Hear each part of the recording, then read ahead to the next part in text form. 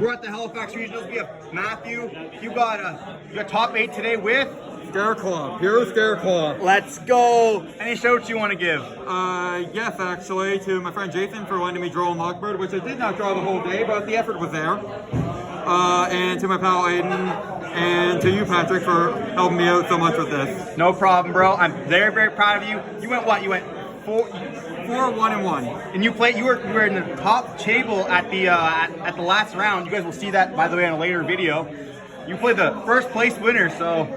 Yep, and it was a close game. It was a good one. It was a very good one. Okay, well, before we get into the video, for the like, comment, subscribe, and well, let's dive in. All right, so it is a 40-card main deck, 15 extra, 15 side.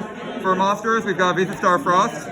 To be honest, you need this guy's searchable by their field spell, and he's important for a couple other effects. I didn't really need him though the whole day, to be honest. You definitely want to have one just in case, but I didn't need more than one is the thing. So he's good. The best card in the deck, on the other hand, is Scareclaw Right Card. So on summon, and with this concern, it's also in the adjacent zone like all Scareclaws do, to another Scareclaw, so long as there's one in the main monster zone or even the extra monster zone. On summon, it searches the Scareclaw spell trap from deck to hand, but if you have 3 or more defenses on the field, including this card, which you can summon in defense, you get to draw a card afterwards. So would you say this is better than Rhino Heart? I know you play Tears.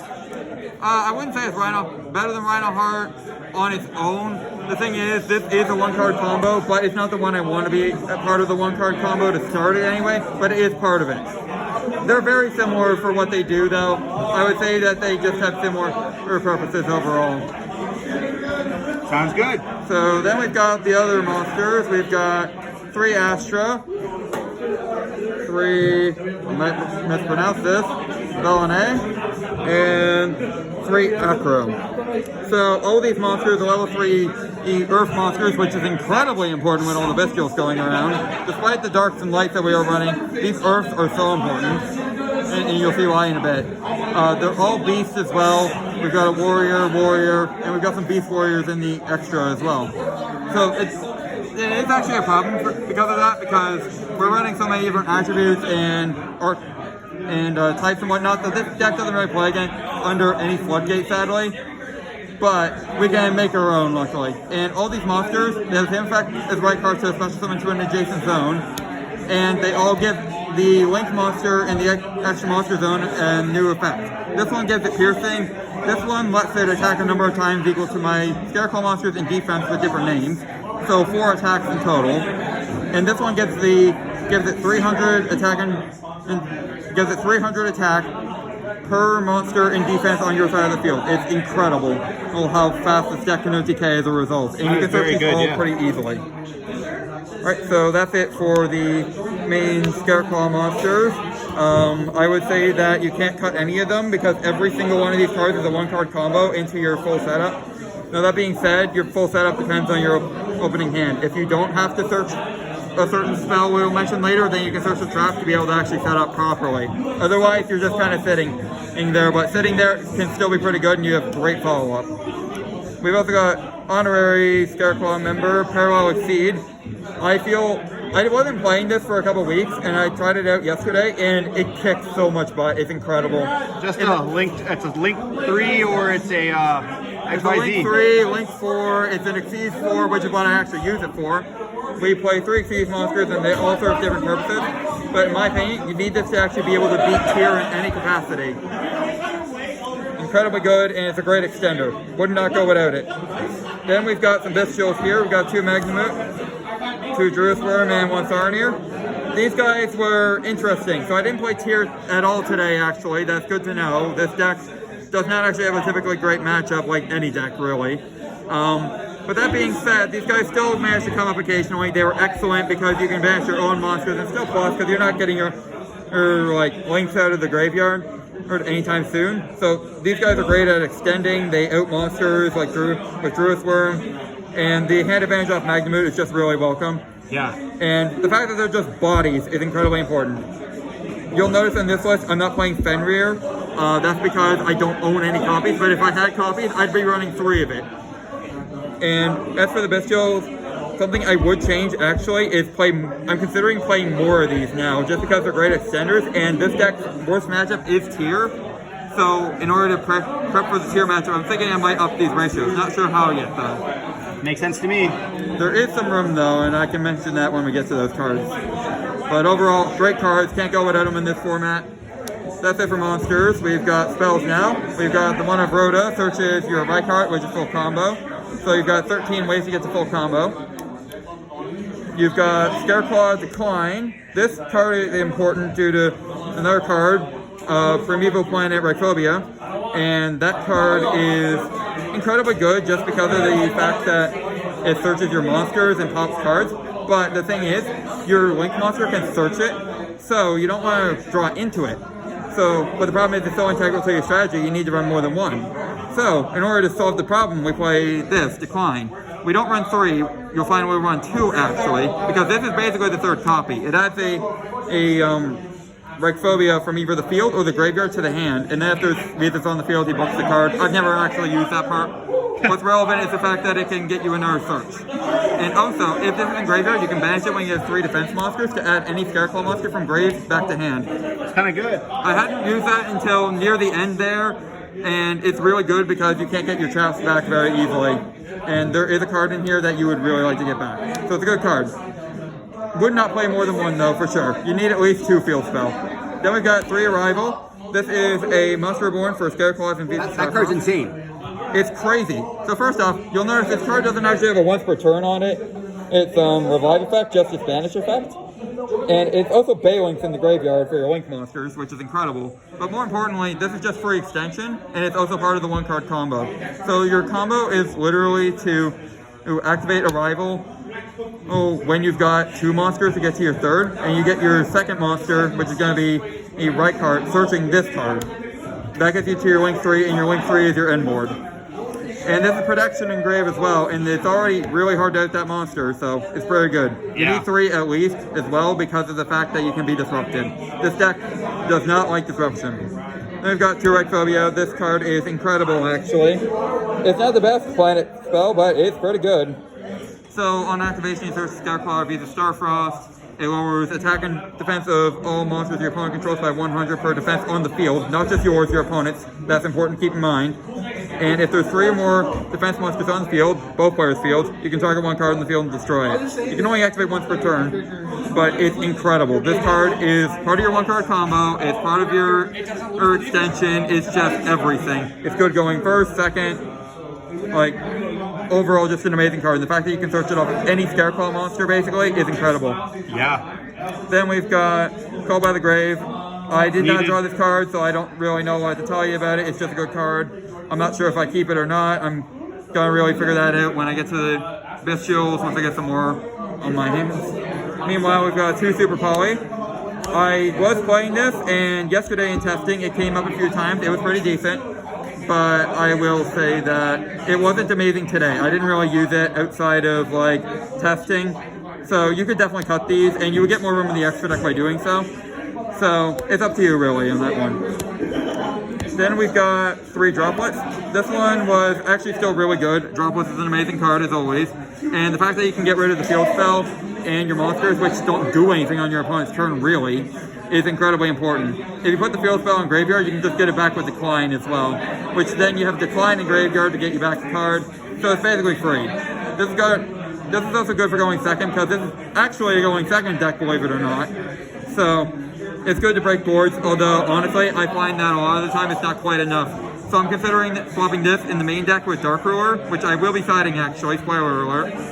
And I might decide to put this to the side, or I might just drop it. I'm not entirely sure yet. Then we've got 3 Imperm.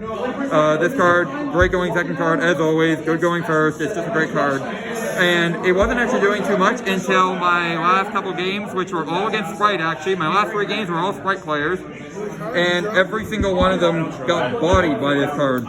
One of them even played into the Imperm column, it was perfect. And then we've got the new trap card actually, we've got Twin Saw. Now, Twin Saw is an interesting case. I had this at 3 yesterday, but then I decided to cut 1 because it's in the going second deck. You're trying to kill your opponent, so you don't have time for traps. Makes sense to me. That being said, this trap card is completely bonkers because it is literally Icarus Attacker Blackout for Scareclaws.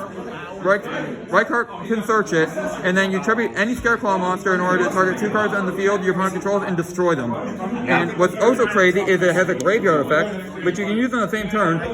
You can banish it, and if you have a Link 3 monster on your field, doesn't have to be a Scareclaw Link 3, but that's the only one you're going to be actually having unless you have Unicorn. And then it turns off, prevents any player from activating Link monster effects on the field for the rest of the turn. It's kind of crazy. It's nuts. It's amazing against the Sprite matchup, which is probably why I was able to beat 2 out of my 3 matchups there. And at least get to game 3 and nearly win in that one as well. And then for the last one, we've got Splash. This one is the original. We used to play it at 1. We still play it at 1. Omni-Negates are nuts.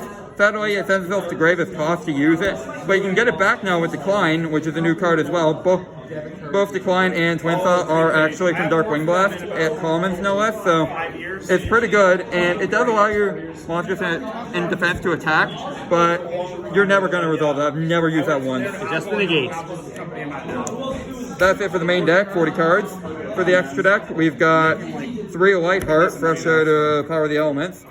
This card is great. It's Striker Dragon, essentially. On Link Summon to the EMZ, it searches your field spell, and it has an additional effect once per duel for some reason. If you have Visa Starfrost, which you can use this as material for Visa Starfrost, it summons itself back to the field. So it's just a free body, essentially. And the fact that it searches the field spell which searches Visas means you always have access to at least a Link 2 if you have any Scareclaw monster. And you can make this with any Scareclaw monster in Visas, but it's important to note that you have to use monsters in the main monster zone. So you can't use, like, your Link 3, for example, or another copy of this. Still, great card. Then we've got Link 3, Scareclaw Tryhard. This card is the backbone of the deck. Literally, the deck does nothing without it. You only play 2 of it still, though, surprisingly enough. Although I'm considering bumping this up to 3 just because I almost got to a point where I actually needed 3, and I probably will have it up to 3 when Photon Hypernova comes out and the Kashtira start banishing stuff in my extra. Seriously, I played Kashtira today. I know the pain. This card is unaffected by anything in defense, automatically switches on anything to field 2 defense, and once per turn as well, you can target a level 3 Scareclaw in grave, that's important. Special summon it, and then search any Scareclaw monster from your deck to your hand, but you're locked into Scareclaws. But you're only locked once you use that effect. Up until that point, you're never locked, which is incredibly important to note. This card is incredibly important. You can get to it with any Scareclaw, and it lets you OTK so easily because all your monsters are pumping it up and letting it just roll over your opponent. That being said, this deck does have a crippling weakness to Avermax, but we actually run a card to deal with that, luckily. Then we've got 1 Dark. This actually started coming up a lot. Yeah, no need to explain that card. That card's just insane. Unfortunately, we don't have a target actually because it requires 1500 or less defense, and Reichardt has 2100 because it's a defense deck naturally. So you can't search anything with this unless you're putting in DD Crows or something, but it's still really good for extension, and the fact that it's generic as well as a Link 2 is important for Parallel Exceed exactly. Because if you can only get 2 monsters on board, but you have a Parallel Exceed in hand, you just link those 2 off for Dark, and then proceed to Parallel Exceed, get 2 bodies, and then you've got 3 bodies for Tryhard. Which is important to note, Tryhard needs 3 monsters exactly. It can't be E2 plus like any other. Then we've got IP. This card actually never came up, surprisingly enough, but it is good to have just because of Parallel Exceed alone, and also because of this card, Nightmare Unicorn, which, no need to explain that card, it's just really good for outing stuff, and while I've never actually made it with this deck, I would not dare take it out, because I know the moment I do, I'm going to have some problems. Yeah. And we've also got Underworld Goddess of the Closed World. This card actually came up a surprising amount of times to Avermax exactly, because I played 3 Sprite matchups, and it's pretty good. It's unaffected by the Avermax as well, because Avermax doesn't target, so you keep a body on board, which is 3k, negates the field, and has a once per turn negate of a graveyard summon effect. So it stops Nimble Beaver even, which is great. Yeah. Would not take these out for anything, so that's it for Links actually. Then we've got 3 C's, Dweller, Baguska, and Cowboy. These are all for different matchups. Dweller is for tier. Now, mind you, you do need to get the Parallel C because you're not getting 2 Reichardt on the field without getting exactly 2 more copies of a rival. And even then, it's not that great to do so. But Dweller is good for the tier matchup, but I didn't play tier, so he did nothing today. But in previous attempts, he's been pretty good. Baguska, I only made once today, but he's pretty good as well, just to have. He makes Sprite sweat a bit. I haven't had anyone that couldn't out him, but he still lets me win games. And Cowboys just for time, but I never actually used him. But I would not take him out anyway, just because we're in that kind of a format. And that's it for Exceeds. We've got the Super Poly targets of Mud Dragon and Garura. Again, I'm not sure about Super Poly, so I might consider dropping it for more space, in which case these two instantly come out. But with Super Poly, you just want these two. You don't need the Dragostapelia. You can put it in if you want, but you really don't need it. And then one card, this is actually supposed to be Baron Defor, but I am broke and don't own it. So I'm going to play Shenging instead. But again, I don't care about Synchros, really. I never summoned Pieces once. I never probably will, honestly. He's not amazing. But I would honestly play Baron anyway, just in case. Just because of the fact that that card is really good. And if you can get to it, you probably should. But at that point, you've opened so crazy, your opponent should probably just scoop on the spot. That's it for the extra, 15 cards. I wouldn't change a lot there, just Super Poly targets and the Shenging for Baron, really. For the side deck, we've got 3 Droll, lended to me by Jason. I picked up my playset during this event, though, luckily. And this card, I sided in against every Sprite player and drew none of them. Never saw it all day. But I really like this card right now. It's really good against Sprite. It's decent against Tier. Like, I'll take it honestly. Then we've got 3 Ghost Spells, stops the Bestials, which can be annoying because you play some Light and Darks, and occasionally you'll try to Reborn one, but most of the time you're just trying to use it to stop your opponent from extending, and it can help a lot, but it's good against Sprite in general because it stops Elf. It also stops Tier, so... Yeah, it's not bad. Again, I didn't play a Tier matchup though, so I really wouldn't know. Then we've got the best card in the entire side deck, Peckertop. So, out of the 3 games that I thought I made, I saw him 2 times. That's crazy. Both those cases, as Patrick knows, I kind of steamroll with this card. This card is incredible. Yeah. Like I said, Fenrir would be a 3 of in this deck if I had him, but I have a Packershop, so he's going in the side, and he's incredible. Just summon a body, destroy. He's great. Would not take him out for anything unless I get Fenrir's, and even then, I might just keep him anyway for another body. Then we got Feather Duster. I saw Feather Duster a couple times, and it's really good in here, but you don't want to main it just because of the fact that you've got in-engine ways to actually out everything. Twin Saw and Ryphobia can beat Floodgates. I got Mystic Mind, and literally just hopped it like a turn later. Then we've got Dark Ruler No More. Again, this card might be going to the main, actually, because you don't always OTK with this deck. It is an OTK deck, but you don't always do it. That being said, crazy good card, and it's just incredible in general. Your deck doesn't really do well with extending without a going second card, so you need at least one of these. That being said, depending on their hand, it could be okay. Then we've got Dimensional Barrier. This card was oh so incredible because Tier's going around, but I even played it against a Dragon Link player who was playing some Tier cards, activated Instant Fusion, changed Barrier, and we were on to game 3. GG's, yeah. It was great. And then one last card, this card easily is coming out, Lingaribo. I played a lot of Sprite matchups, and I thought it in against all of them, and literally none of them were playing the card that I was so afraid of Ibly. If you get Ibly locked, this is definitely the out for it, but the thing is, you're not going to get Ibly locked, and if you do, you've got Link monsters that can get rid of it anyway. So this was an experiment, I'm going to take it out, but I'm not sure what I would have put in anyway, so that's going to be something to work on later. So I didn't really miss that final card, but that being said, I don't think it was a terrible idea in practice. Well, congratulations on your top 8 with Scareclaw. Pretty impressive. Yeah, hope you guys enjoyed. And any questions? Nope, none at all. I'm happy. Well, if anyone has any questions about the deck, drop them down in the comment section below. I'm sure that Matt or me will be able to help you. Definitely, I'll try my best. And yeah, we'll see you in the next one. Thank you.